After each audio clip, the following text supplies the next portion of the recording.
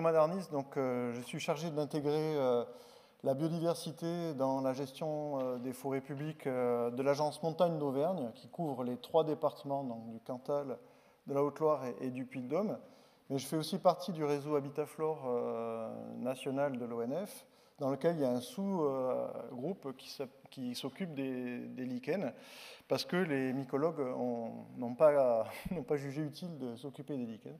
Donc c'est pour ça que c'est revenu au réseau Habitat-Flore. Mais bon, comme vous le savez, les lichens sont une association entre des algues et des champignons, donc c'est par le côté des algues que je vous touche aujourd'hui. Donc cette étude s'est déroulée en 2018. Je vais d'abord vous présenter un rapide rappel sur les lichens, puis on verra le contexte biogéographique du site d'étude, la méthode de travail, le protocole utilisé, le plan d'échantillonnage, les résultats et l'analyse. Tout ça, c'est bien classique. Alors les lichens, comme je viens de le dire, sont une association, c'est une symbiose entre des champignons et des algues, mais pas que, ça peut être aussi des cyanobactéries et même des virus probablement associés. Et voilà, les champignons protègent les algues dans leur tissu, dans leurs ifs, bénéficient des sucres synthétisés par la photosynthèse des algues, et à l'inverse, les champignons assurent la protection des algues, donnent aussi certains nutriments aux algues et font une grosse partie de la reproduction et favorisent la reproduction des algues. Donc c'est une symbiose gagnant-gagnant, on va dire. Les algues sont donc au sein du tissu enfermé dans les champignons. C'est pour ça que dans la classification, en fait, les lichens ont été retenus dans la classification parmi les champignons. Il y a environ 3500 espèces de lichens en France, ce qui fait pas mal. Les formes sont extrêmement variées. On passe des espèces dites foliacées, c'est-à-dire qui ont un thalle en forme de petites feuilles. En rouge, là, ce sont les organes reproducteurs, les apothécies, qui relarguent les spores du champignon. Ces apothécies peuvent avoir des formes très diverses. Donc là, c'est des céphalodies et peuvent être aussi sur des supports très variés. Là, en l'occurrence, c'est une espèce saxicole. Les lichens peuvent être complètement incrustés dans le support, là, comme ces espèces que vous voyez dans l'écorce des arbres. Et les apothécies peuvent également prendre des formes de lirelles, là, ces petits traits noirs qu'on voit sur fond gris. Les apothécies peuvent également présenter des formes particulières, comme là, c'est des apothécies péritécoïdes qui simulent un peu un mollusque de bord de mer. Bon, pour ceux qui ont déjà faim, c'est déjà... Les apothécies peuvent également porter sur des pédicelles. Là, c'est des cadyciales dont on reparlera, qui sont complètement incrustés dans le bois mort. Le champignon évolue au sein du bois mort. Mais également, les lichens peuvent être également sur des mousses, ça peut être des espèces musicoles. Et puis, bien évidemment, on a des espèces foliacées, les grands thalles en forme de feuilles, qui peuvent également avoir d'autres organes de reproduction végétative. Là, en l'occurrence, ce sont des sauralies qu'on voit les petits amas blancs là, de bord de thalle. Les lichens sont répartis à peu près partout sur la surface du globe, l'aspect terrestre, des déserts aux pôles en passant par le bord de mer jusqu'aux hautes montagnes, et bien sûr en passant par les forêts. Et sur tout type de support, sur roche, sur bois, sur béton, sur poteaux électriques, sur métal, y compris sur pneus. Voilà. On les appelle sentinelles de la nature parce que, bon, il y a, c'est une association entre des champignons très variés et des algues très variées, ces associations sont forcément très variées et s'adaptent à un grand nombre de situations. Et parmi ces situations, il y a des situations de stress et de pollution atmosphérique. Et c'est pour ça que les lichens sont utilisés pour qualifier la qualité de l'air. Là, c'est l'exemple du Xanthoria perietina, qui est une espèce nitrophile et qui adore les ambiances avec du lisier, parce que nous, ça nous fait fuir, mais ce lichen-là adore ces ambiances-là autour des exploitations agricoles, par exemple. Et vous connaissez bien sûr le Lobaria pulmonaria, qui est une espèce, par contre, à l'inverse, extrêmement sensible à la pollution atmosphérique. Mais on les utilise également, les lichens, comme indicateur de continuité forestière. Parce qu'en fait, dans une forêt, plus la forêt devient mature, plus la canopée se referme.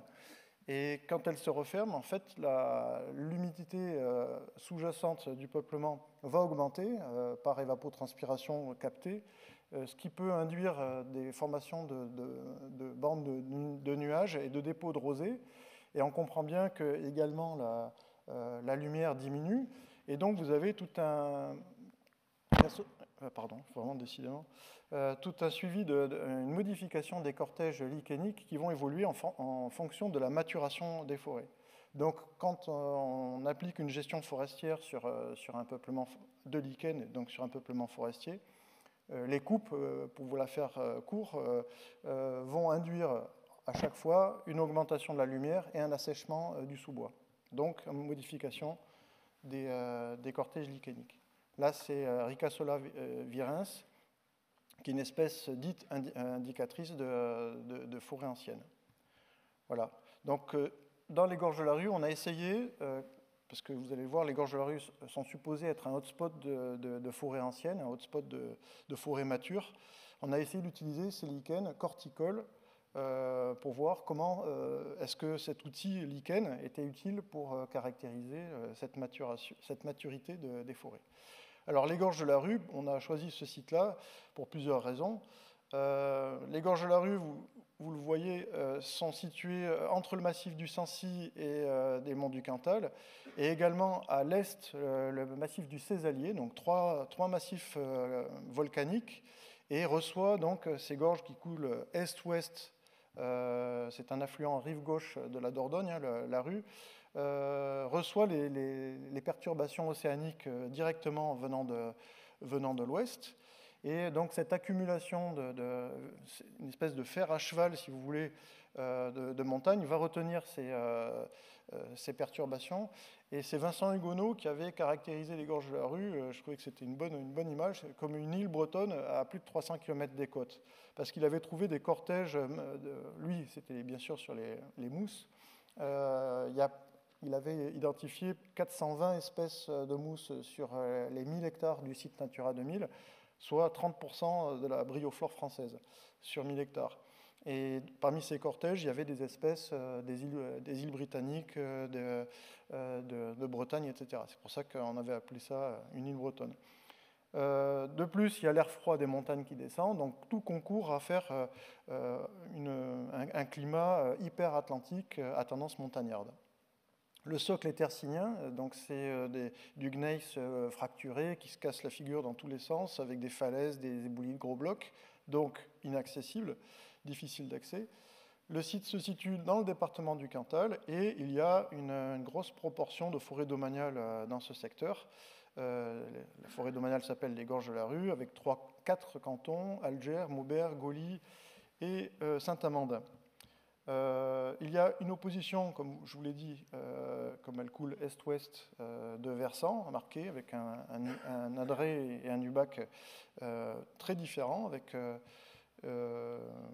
une grosse diversité d'essences, parce que cette diversité, elle est aussi due aux sylvofaciès qui ont été développés au cours des siècles, puisque depuis le XIIIe siècle, en gros, avec les moines, l'installation des moines de Feugnier, c'est un des rares endroits dans le département où il y a une réelle culture, une histoire de sylviculture, avec une tentative de gestion, on va dire, sur le long terme. Et ce qui explique que, donc, si on résume, il y a un accès difficile, c'est une forêt ancienne, avec un climat hyper-atlantique particulier, et une grosse diversité d'essences. Tout concourt au fait qu'on avait probablement une forêt mature. Donc, ancienne, vous savez, c'est présent au XIXe siècle, à la moitié du XIXe siècle, mais mature, c'est des signes de maturité, c'est-à-dire le fait que le cycle du bois mort dans la sylvigénèse n'ait jamais été rompu. C'est ça qu'on cherchait à voir par cette étude. Pardon, bon, je suis passé un peu vite. Donc voilà. ce site, on va dire, hotspot de biodiversité forestière.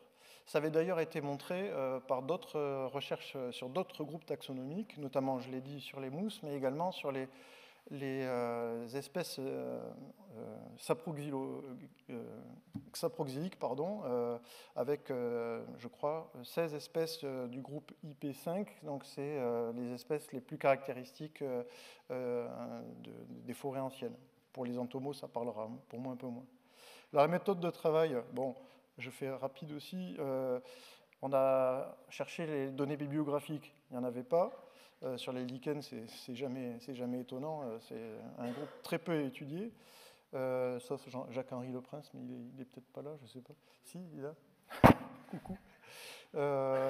Ensuite, on a regardé la carte des habitats Natura 2000 qui avait été faite en 2013, parce que je ne vous l'ai pas dit, mais l'ensemble du site est couvert par un site Natura 2000. Et en se basant sur ces habitats, on a regardé comment on pouvait optimiser un cheminement qui passerait par le maximum de diversité d'habitats. Et après, en suivant ce cheminement, c'était un peu à l'avancement, on a mis en place on a fait des placettes d'inventaire terrain, on va dire à dire d'experts. Donc la plupart du temps, on a essayé sur ces placettes de faire des inventaires par compartiment, c'est-à-dire on avait le compartiment pied d'arbre, on avait le compartiment branchette pour essayer d'inventorier les lichens de la canopée, on avait le compartiment souche morte, et bois mort au sol, il y avait aussi les terricoles et on a fait également les musicoles.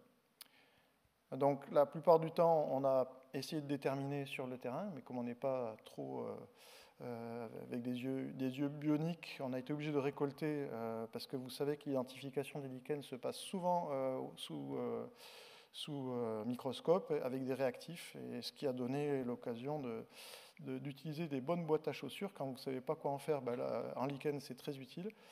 Voilà. Donc le plan d'échantillonnage, voilà, on a mis 20 placettes, dont 13 placettes sur la forêt domaniale et 7 placettes dans l'œil du cyclone du hotspot de biodiversité. C'est la combe noire que ceux qui connaissent. Donc, on a été obligé, on n'est pas resté en forêt domaniale forcément, parce qu'on serait passé à côté de ça, on nous l'aurait reproché. Donc l'ensemble de la forêt domaniale fait 430 hectares, 50 hectares en forêt privée, et ce qui a été parcouru officiellement, c'est 100 hectares de forêt domaniale et 50 hectares de forêt privée. Donc 150 hectares, vous retenez ça. 20 placettes, 150 hectares. Voilà la répartition des placettes. Il y a des redondances. On a essentiellement regardé les sapinières hêtrées, acidiclines, les chênaies hêtrées, coulinéennes, acidiclines. Il y a aussi des zones néphrénées, des forêts de ravins, etc. Les résultats. On a prélevé sur le terrain 218 échantillons, ça fait beaucoup et pas beaucoup, comme c'est selon. 109 taxons ont été identifiés, les taxons c'est les variétés, les sous-espèces, et 98 espèces. 13, donc je l'ai dit, en forêt domaniale totalise 89 taxons, et en forêt de la combe noire, on était 49 taxons supplémentaires, ce qui a donné 20 taxons supplémentaires si on enlève les redondants avec la forêt domaniale. On a eu recours aussi à des spécialistes. Quand j'ai dit on, j'ai oublié de le dire, c'était que on était deux avec Jean-Christophe Gattus de l'ONF. On a fait appel à l'Association française de lichénologie pour déterminer les petites couennes sur lesquelles on séchait. Et on les remercie grandement parce qu'ils nous ont bien débloqués.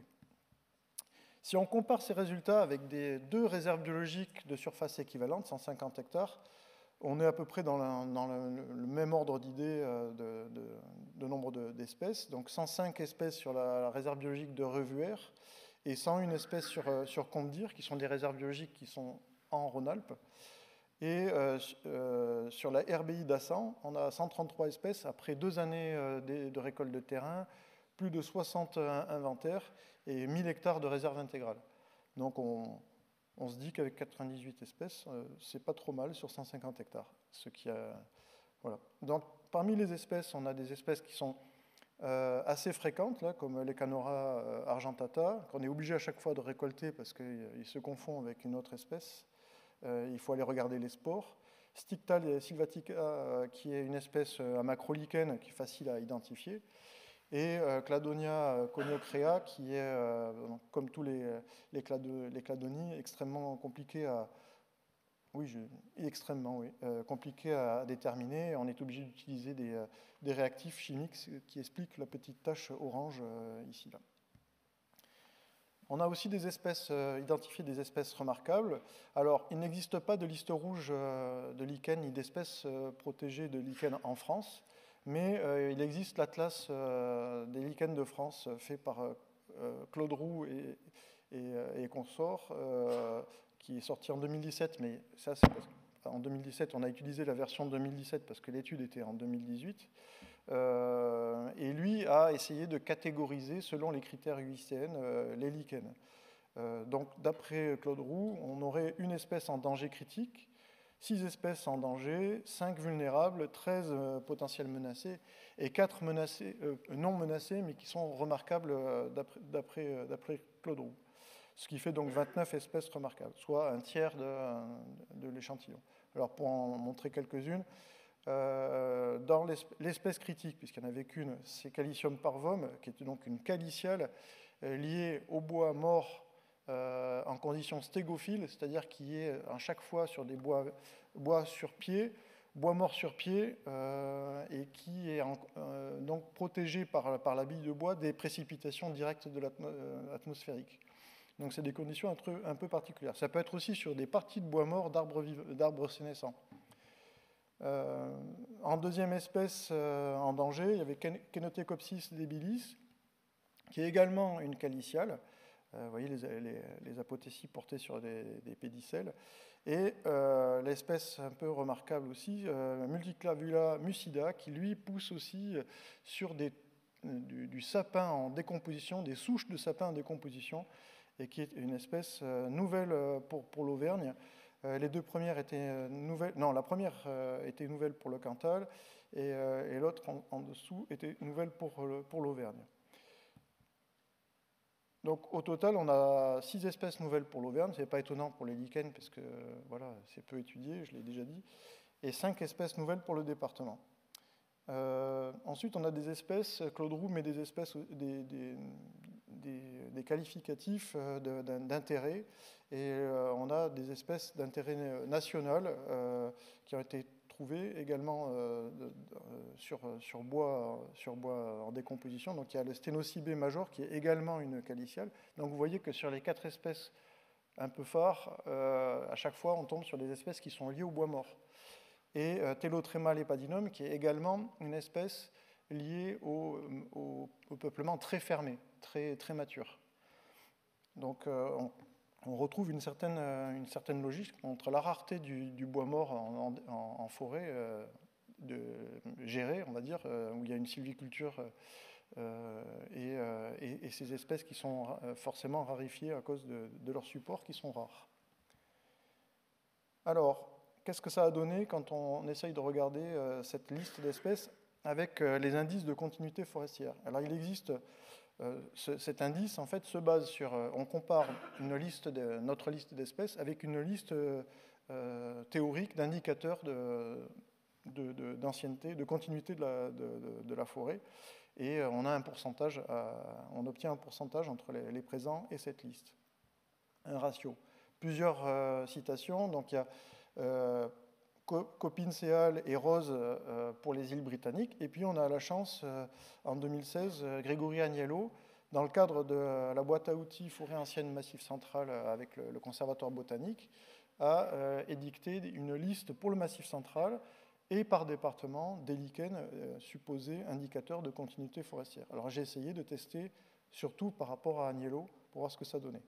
Donc, quand on est en dessous de 25%, on n'a aucune indication de continuité forestière. Quand on est entre 30 et 45, on a un début de continuité, de signe de continuité. Entre 50 et 70, c'est une nette évidence. Et puis après, quand on est au-delà de 75%, on a une preuve évidente de continuité forestière et en plus on va dire de coupes extensives, de gestion forestière extensive.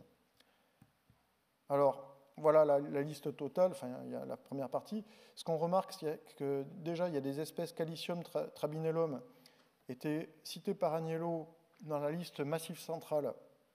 C'est la deuxième colonne en partant de la troisième colonne en partant de la gauche, mais elle n'était pas connue, l'espèce n'était pas connue dans le Cantal, donc déjà on pourrait rajouter cette espèce-là pour le Cantal.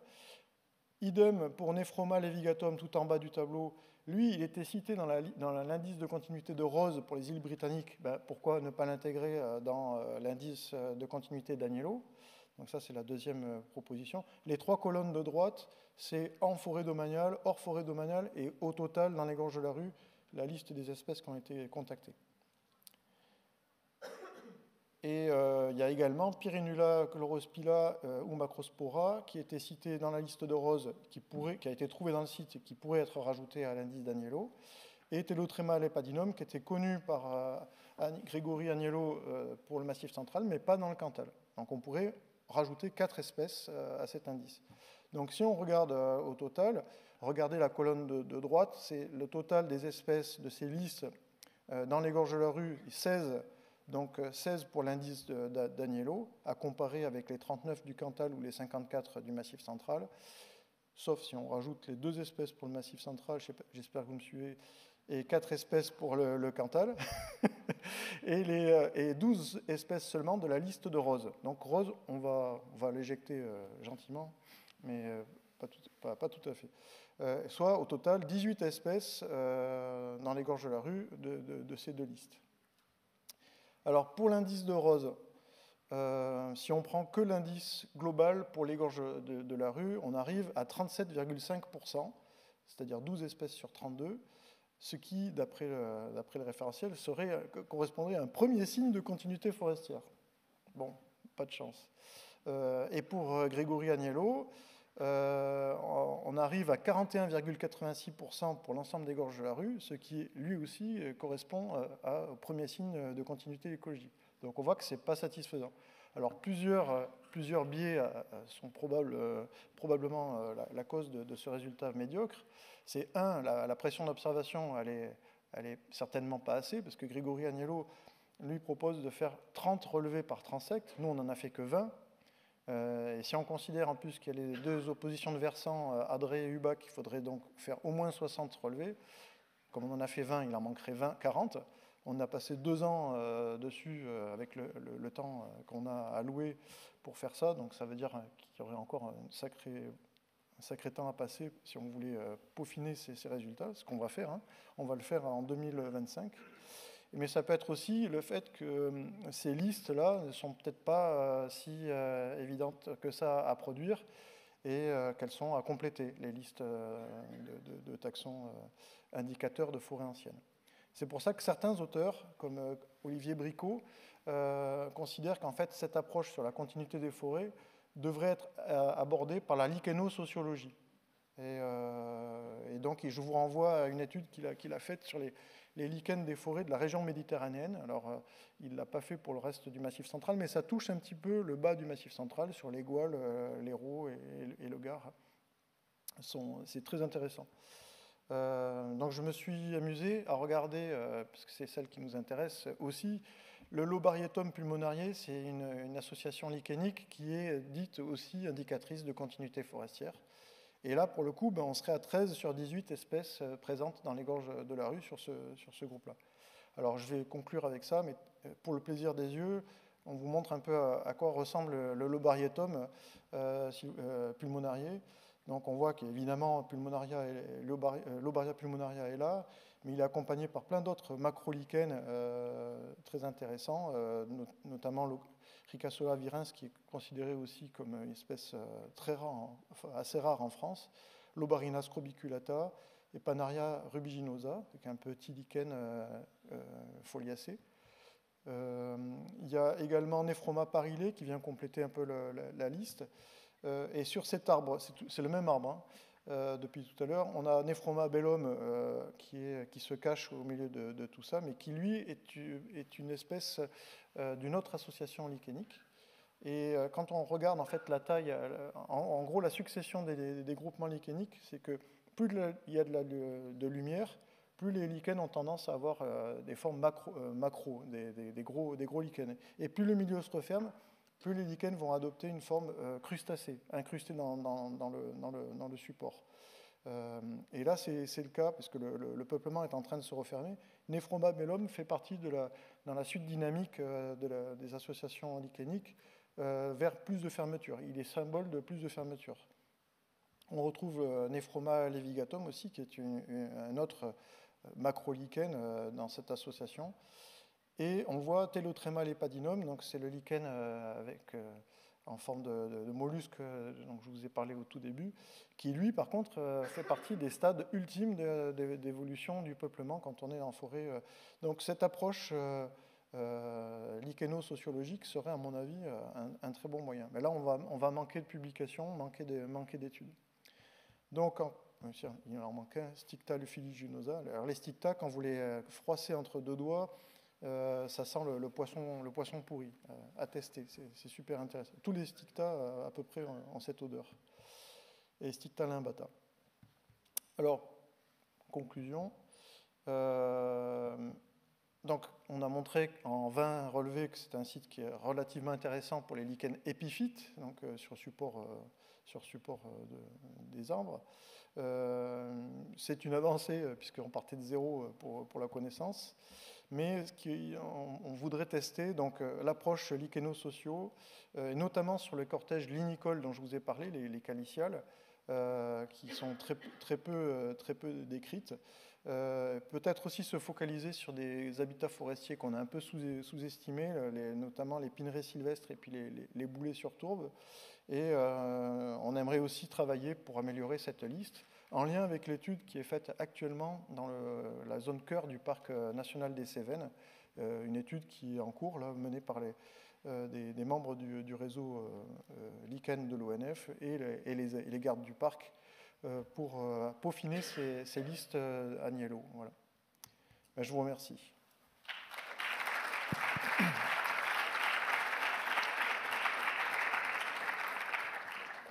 Donc, merci Thomas et ton collègue pour cette étude. Donc on va faire le même exercice que tout à l'heure, une ou deux questions. Voilà, le micro.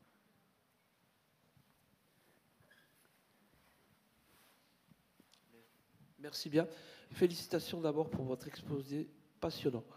J'ai vraiment bien apprécié notamment votre partie introductive sur l'effet de l'océanité par rapport au relief, etc. C'était vraiment une très belle perception du paysage. Et j'avais déjà insisté tout à l'heure sur le problème de la continentalité, de sa quantification lors de l'exposé de Colin sur Carabe. Je pense que c'est vraiment très très important de bien, si on veut cartographier les habitats, de bien identifier ces hotspots d'océanité ou de continentalité. Alors après, dans votre exposé, vous avez beaucoup mis l'accent dans les résultats sur l'âge de la forêt, la continuité historique et tout ça. Et justement, j'aimerais savoir si on peut faire la part de cette océanité et de l'âge des forêts. Alors les deux sont interactifs sans doute, mais est-ce que, vous n'avez pas comparé des secteurs qui étaient moins océaniques, mais est-ce que vous avez une idée sur la part de ces deux facteurs dans cette richesse lichénique ? Dans les lichens, en fait, on n'a pas pu démontrer ça. On a surtout deux grands pôles. On a les lichens plutôt montagnards, des cortèges qui sont déjà bien connus. Mais océanique, non, on n'a malheureusement pas pu mettre en évidence cette hyper-atlanticité qui en fait s'exprime dans les gorges de la rue. Il faudrait que Vincent Hugonneau vous fasse son topo sur ça. Mais cette hyper-atlanticité s'exprime sur une tranche altitudinale extrêmement ténue en fait, dans la vallée. En fait, dès que vous êtes au-dessus, soit vous êtes en zone ensoleillée avec trop de lumière, et donc là vous êtes sur des cortèges très secs, thermophiles et très secs. Dès que vous êtes en dessous, vous êtes dans les cortèges classiques montagnards, Et dès que vous êtes, et la tranche altitudinale, en fait, elle doit faire 50 mètres de haut au grand maximum. Elle se situe sur une zone très étroite de falaise en plus, et c'est que là que vous trouvez cette hyperatlanticité. Donc là, aller chercher des arbres dans ces coins-là, on l'a pas fait parce que c'était pas l'objectif. L'objectif, c'était d'essayer de travailler sur les forêts pour faire justement l'objectif final, c'était de faire ressortir les forêts matures pour pouvoir après derrière appliquer des actes de gestion conservatrice, donc des îlots de sénescence, de la conservation d'arbres bio. Et bon, sur les falaises, l'objectif n'était pas là. Donc peut-être que ça mériterait un complément sur ces coins-là. Ouais.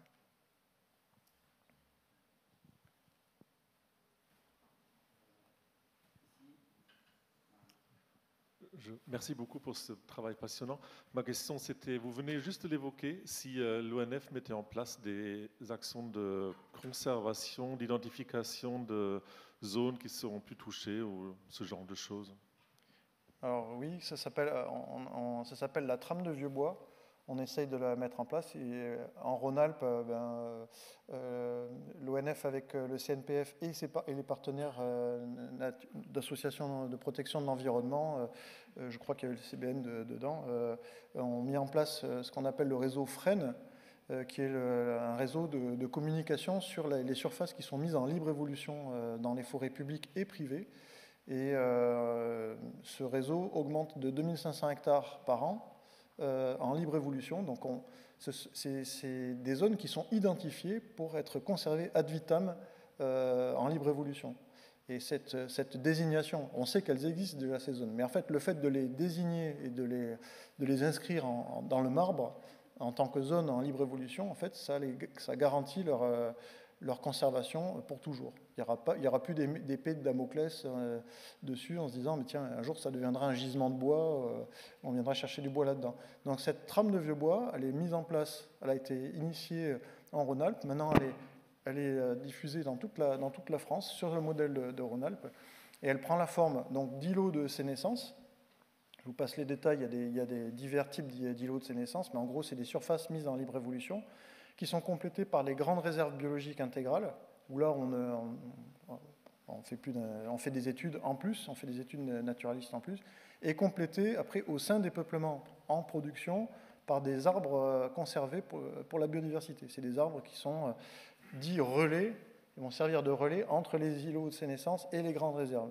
Donc logiquement, la trame de vieux bois, c'est ça serait qu'une espèce liée aux phases de sénescence des forêts puisse un jour migrer d'un bout à l'autre de la France, en gros, en sautant, en faisant des petits sauts. Ouais.